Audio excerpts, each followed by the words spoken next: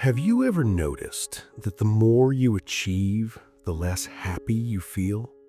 You get the job, the car, the money, but the emptiness stays. Then this story is for you. Once upon a time, in a small town where people chased bigger houses and newer cars, there lived a man who had everything except peace. His name was Daniel. From the outside, Daniel looked successful. A good job, a modern apartment, a car that turned heads. But every night, when the lights went off, he felt a strange emptiness sitting beside him in the dark.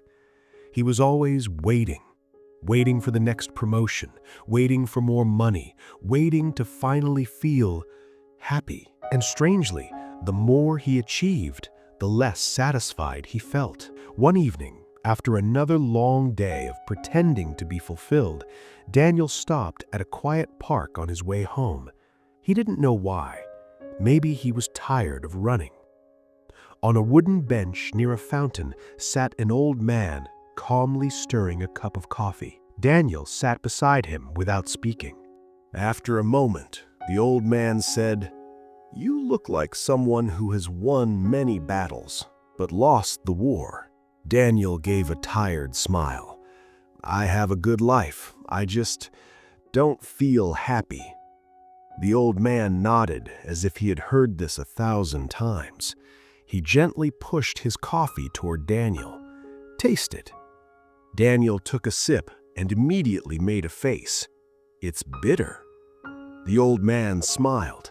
"Of course it is. I've been sitting here for an hour waiting for this coffee to change its own nature and become sweet. Isn't that what you're doing with your life?" Daniel stared at him, confused. "What do you mean?"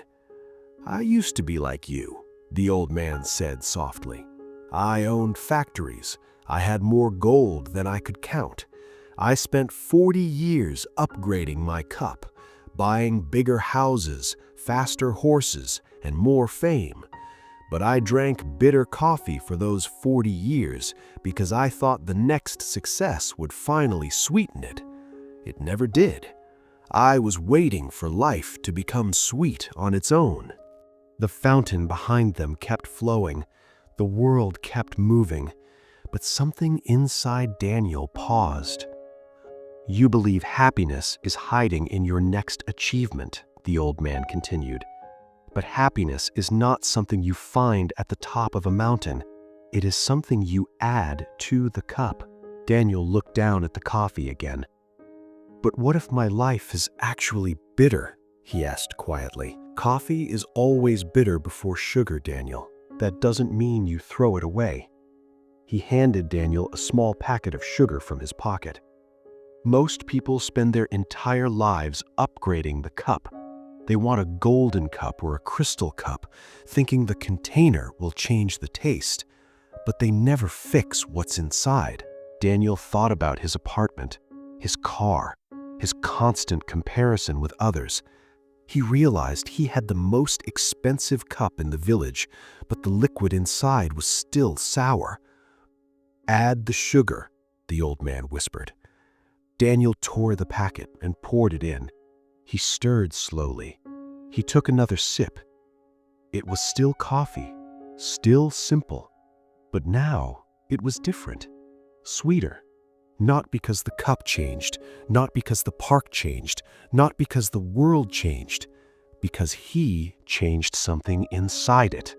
The old man stood up. "Gratitude," he said, tapping Daniel's chest gently, "is the sugar.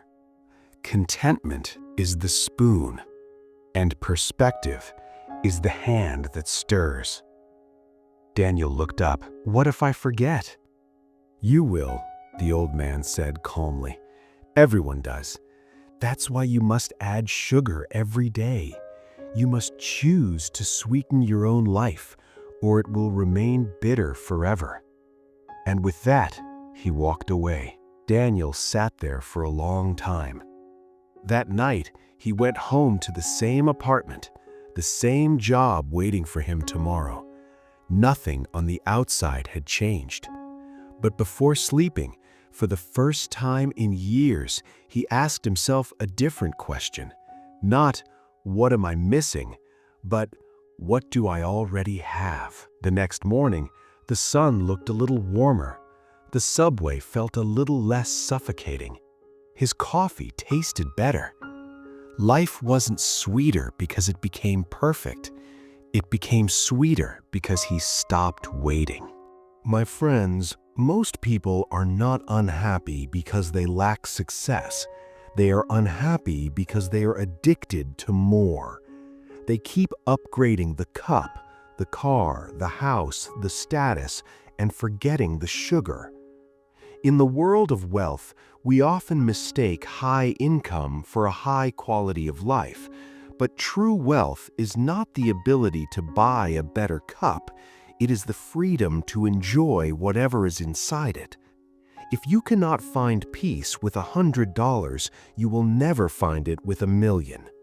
Financial success is the cup, but mindset is the taste. Don't spend your life working to buy a golden container while your soul is drinking bitterness. So tonight, ask yourself, are you chasing a better cup, or have you forgotten to sweeten what you already have? Because happiness was never in the future, it was always in your hands.